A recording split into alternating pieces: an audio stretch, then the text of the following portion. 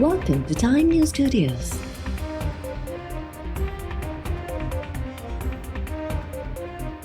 You are watching HBN Bulletin.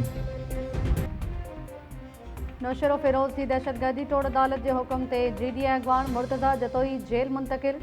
Murtaza Jatoi के वकीलन दावा कई त अदालत खेसि ईंदड़ ॿुधणी ताईं अस्पताल मुंतकिल करण जो हुक्म ॾिनो आहे। जेल इंतज़ामिया मूजिब अदालती हुक्मनामे में मुर्तज़ा जतोई के अस्पताल मुंतकिल करण जो ज़िक्र न आहे।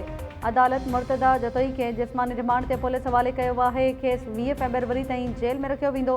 उन खां अॻु ॿुधणी दौरान अदालत पारां मुर्तज़ा जतोई जूं हथकड़ियूं खोलरायूं वयूं। मुर्तज़ा जतोई के बिलाल ज़रदारी केस में गुज़िरियल ॾींहुं गिरफ़्तार कयो वियो हो। संदसि ख़िलाफ़ डोकरी ऐं बाडर थाणनि ते 2 नवां केस ज़ाहिर। मुर्तज़ा जतोई जी गिरफ़्तारी ख़िलाफ़ मुख़्तलिफ़ शहरनि में मुज़ाहिरा। GDA में शामिल पार्टियुनि जी शिरकत। मुर्तज़ा जतोई जी गिरफ़्तारी सियासी इंतकाम करार ॾींदे खेसि जल्द आज़ादु करण जो मुतालबो। STB सरबराह डॉक्टर कादिर मक्सी चयो आहे त सिंध में मुख़ालिफ़नि खे इंतकाम जो निशानो बणायो पियो वञे। मुर्तज़ा जतोई जी गिरफ़्तारी सूबे में आमरियत हुजण जो सबूत आहे। मुर्तज़ा जतोई के अदालती हुक्म ते गिरफ़्तार कयो आहे। अदालती हुक्मनि ते गिरफ़्तारी सियासी इंतकाम में कीअं शुमार थिए थी। घरू वज़ीर ज़ियाल अंजार बयान जारी कंदे चयो आहे त मुर्तज़ा जतोई ख़िलाफ़ केस निगरान हुकूमत में दाख़िल थियो हो। मक़तूल बिलावल ज़रदारी जे वारिसनि केस में मुर्तज़ा जतोई ख़िलाफ़ बयान ॾिनो हो। मुर्तज़ा जतोई जेसिताईं ज़मानत ते हो पुलिस को बि एक्शन न खयो। दहशतगर्दी तोड़ अदालत संदसि ज़मानत रद्द कई हुई। हुकूमत अदालती हुक्मनि ते अमल जी पाबंद आहे। मुर्तज़ा जतोई जी गिरफ़्तारी खे इंतकामी कार्रवाई सॾींदड़ अवाम खे गुमराह करण जी कोशिश करे रहिया आहिनि। घरू वज़ीर चयो त असां सियासी इंतकाम ते यकीन नथा रखूं ऐं मुख़ालिफ़नि जो मुक़ाबिलो सियासी मैदान में कंदा आहियूं।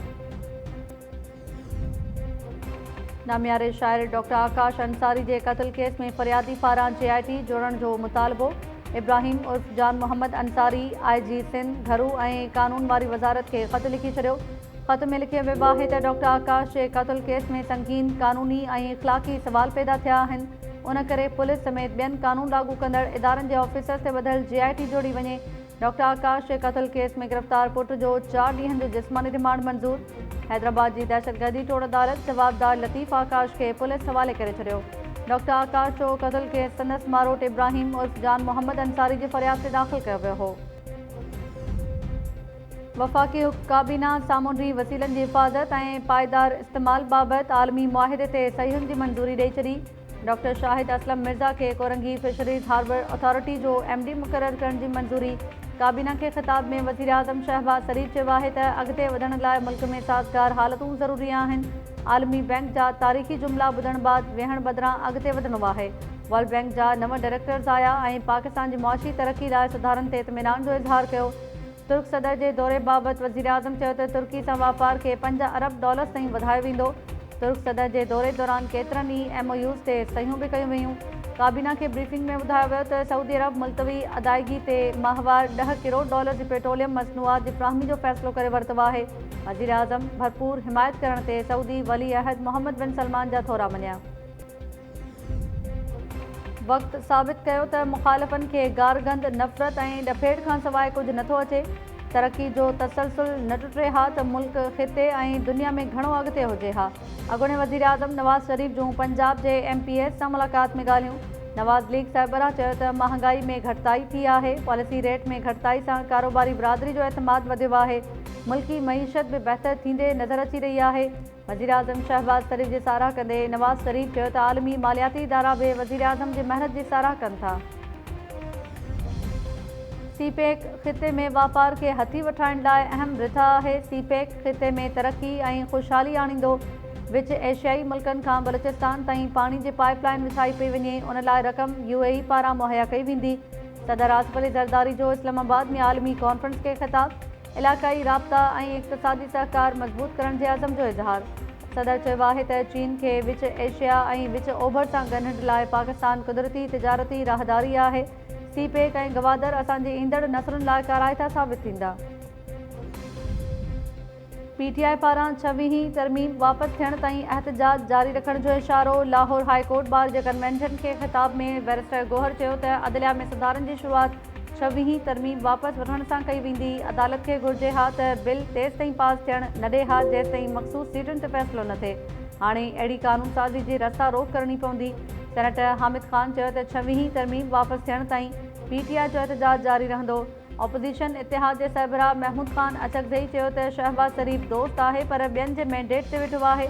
इहा शर्म जोगी ॻाल्हि आहे त IMF वफ़्द आयो ऐं सिधो सुप्रीम कोर्ट हलियो वियो। पेशावर में मीडिया सां ॻाल्हाईंदे असद कैसर चयो त मुल्क में आइन ऐं कानून जी बालादस्ती लाज़मी आहे। महमूद ख़ान अचकज़ई ऐं शाहिद ख़ाकान जी अॻवानी में आइनी बालादस्ती जी तहरीक हलाई वेंदी।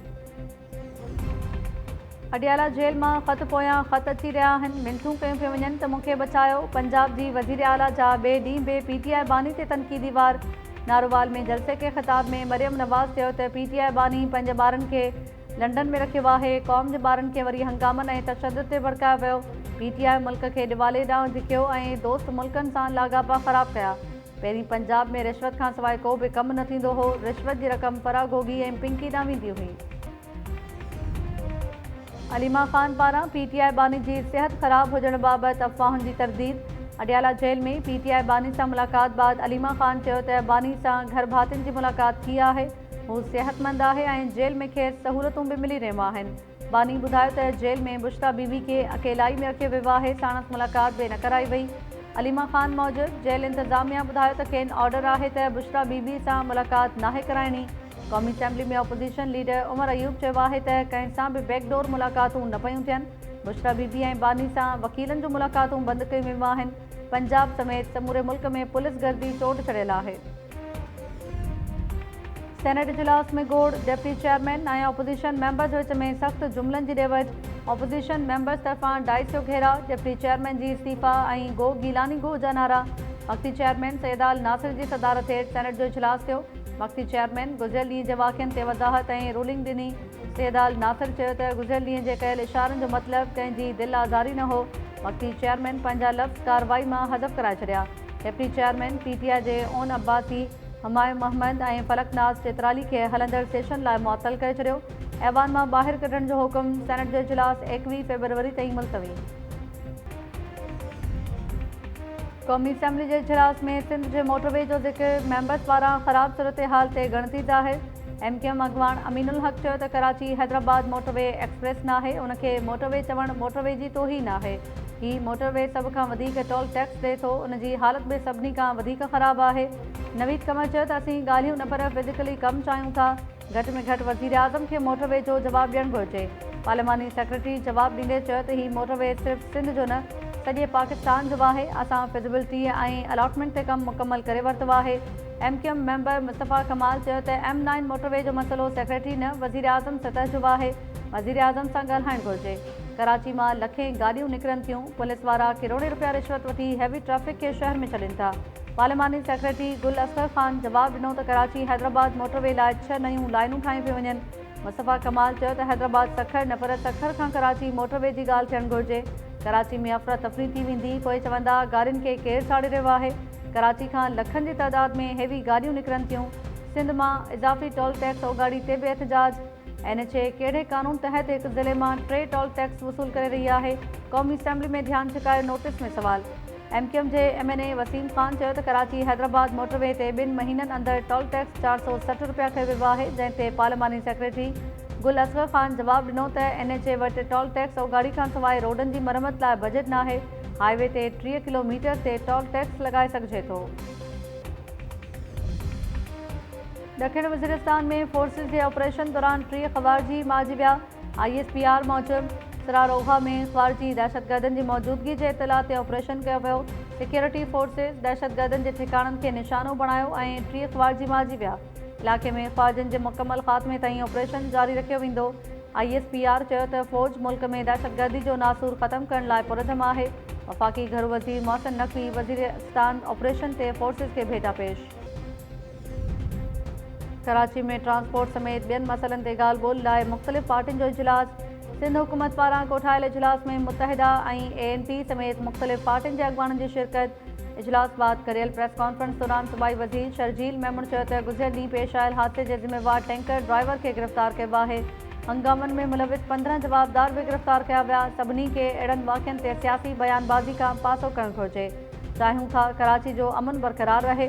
मुतहिदा अॻवान फारूक सत्तार चयो त हादसा सियासी या इंतिज़ामी न पर इंसानी मसइलो आहिनि। कराची जा 100 खां वधीक शहरी ट्रैफिक हादसनि में फौत थी विया। हादसनि जे ज़िम्मेवार ड्राइवर्स खे गिरफ़्तार करे फ़ौतनि जे पोइरनि खे इंसाफ़ ॾिनो वञे। मुतहिदा अॻवान पारां तशद्दुद ऐं हंगामनि जा वाक़िआ नामुनासिब करार। लाड़काने में हथियारबंद फोरुनि जी फायरिंग में ज़ख़्मी थियल नौजवान संजय कुमार 5 ॾींहनि ताईं ज़िंदगी सां जहिड़ींदे नेठि दम ॾेई छॾियो। लाड़काने शहर में शटबंद हड़ताल। शहर जे सिद्दीकी बाज़ार, बंदर रोड, शाही बाज़ार, पाकिस्तानी चौक, स्टेशन रोड, चैलिस बाज़ार समेत मुख़्तलिफ़ इलाक़नि में कारोबार बंदि थी वियो। GSN महाल जे कारकुन खुलियल दुकान बि बंदि कराए छॾिया। हड़ताल दौरान सिक्योरिटी जा इंतज़ाम इंतिहाई सख़्त। मक़तूल संजय कुमार जो मड़ एम्बुलेंस ज़रिए लाड़काने आंदो पियो वञे। ताज़ियती तरो विछायो वियो। 5 ॾींहं अॻु बाखरानी रोड ते हथियारबंद नौजवान खे फुर मुज़ाहिमत ते गोलियूं हणी फ़रार थी विया हुआ। नौजवान खे कराची जे लियाकत नेशनल अस्पताल मुंतक़िल कयो वियो हो। सकरन पुलिस जी तहवील में फौत थियल क़ैदी जे वारिसनि पारां पुलिस जी जांच ते बेएतमादी ज़ाहिर। घरू वज़ीर ऐं IG सिंध खे ख़त लिखी आला सतही जांच कराइण जो मुतालबो। ख़त में चयो वियो आहे त 15 फ़रवरी ते सकरन पुलिस जे वहशियाने तशद्दुद में नवाज़ ज़रदारी फौत थियो। शुरूआती पोस्टमार्टम रिपोर्ट में क़ैदी मथां वहशियाने तशद्दुद जी तस्दीक़ कई वई। हटायल SSP तनवीर तुनियो जी हिदायतुनि ते पुलिस अहलकारनि मोहम्मद नवाज़ ज़रदारी खे क़त्ल कयो। क़ैदी जे वारिसनि चयो त पुलिस पारां संगीन ॾोह में पंहिंजे पटे भाइनि खे बचाइण जी कोशिश कई पई वञे। वाक़े जी शिफ़ाफ़ जांच लाइ DIG आमिर फारूक, तनवीर आलम ओढो ऐं SSP शिराज नज़ीर ते ॿधल आला सतही कमेटी जोड़ी वञे। क़ैदी मोहम्मद नवाज़ ज़रदारी जे वारिसनि पारां क़त्ल केस FIA खे मुंतक़िल करण जो मुतालबो। सेवण में कलंदर लाल शहबाज़ जे 773 सालियाने उर्स जूं ॿिए ॾींहं वारियूं तक़रीबूं जारी। मेला कमेटी पारां सुगढ़ कचहरी, सुगढ़ आजिज़ रहमतुल्लाह लाशारी, मोहम्मद सालेह बोघियो ऐं ॿियनि शाइरी ॿुधाए वाह वाह कराए छॾी। राग रंग ऐं कवाली जी महफ़िल बि मुनक़िद। मुल्क जे कुंड कुड़िछ खां ज़ाइरीन जी आमद जो सिलसिलो बि जारी। सिक्योरिटी जा सख़्त इंतज़ाम। ऐं सऊदी अरब जी राजधानी रियाज़ में अमेरिकी ऐं रूसी वफ़दनि विच में ॻाल्हियुनि जो पहिरियों दौर पुॼाणी ते पहुतो। वफ़दनि पारां यूक्रेन जंग जे ख़ात्मे ऐं अमन लाइ वधीक ॻाल्हियुनि ते इत्तिफ़ाक़। अमेरिकी परॾेही खाते मूजिबि वफ़दनि में 4 कलाकनि ताईं ॻाल्हियूं जारी रहियूं। रूसी सदर जे परॾेही सलाहकार पारां ट्रंप ऐं प्यूटन में ईंदड़ हफ़्ते मुलाक़ात जी तरदीद। यूक्रेनी सदर ज़ेलेंस्की रियाज़ ॻाल्हियुनि ते तनक़ीद कंदे चयो त संदनि कंहिं बि नुमाइंदगी खे ॻाल्हियुनि जी दावत न मिली आहे। यूक्रेन जी शिरकत बिना जंग ख़त्म करणु मुमकिन न हूंदो। पाइदार अमन लाइ ज़रूरी आहे त का ग़लती न कई वञे।